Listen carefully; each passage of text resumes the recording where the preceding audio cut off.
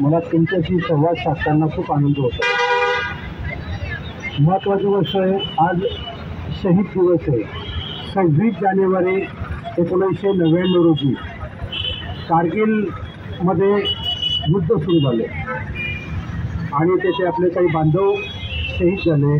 पण भारताची भूमी जी आतंकवाद्यांनी पाकिस्तानच्या घुसखोरांनी ताब्यात घेतलेली होती ती परत मिळवण्याच्याच या युद्धातले आपल्याला ते सहयोग प्राप्त झाला। पण ह्या याच्यामध्ये काय झालं, 562 आपले जवान शहीद झाले, त्यांना अमरत्व प्राप्त झालं। त्याच्या बॉर्डरची सेवा करणं हा फक्त सैनिकाचीच काम नाही, कारण आपण सर्वजण बलवान राष्ट्र असेल, आपण सर्वजण आपली भूमिका पूर्ण करत असाल तर आपण बलवान बनणार आणि आपल्या देशाची सुरक्षा करणार।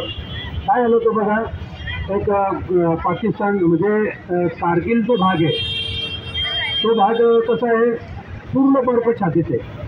15,000 फूट उंचीचे डोंगर तिथं, त्या डोंगरांवरती इतका बर्फ असतो की त्याचं कुठलंही मोजमाप नाही।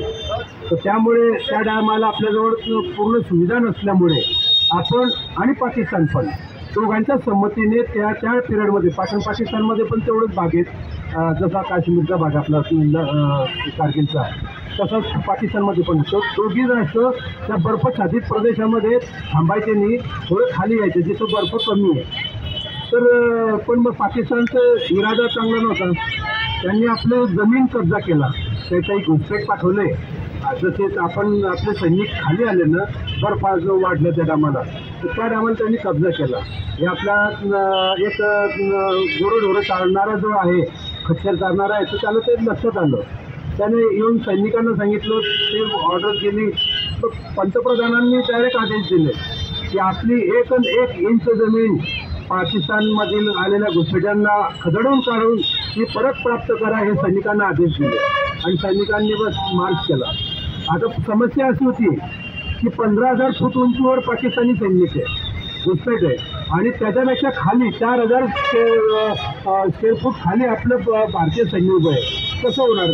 लढाई सोपी नव्हती, कारण गोळी वरतून येते तर बरोबर आपल्या सैनिकांना छेदत होती, पण आपली गोळी त्यांच्यापर्यंत जात नव्हती। मग तिथपर्यंत जाणं तर सोपं नव्हतं बांधवांनो।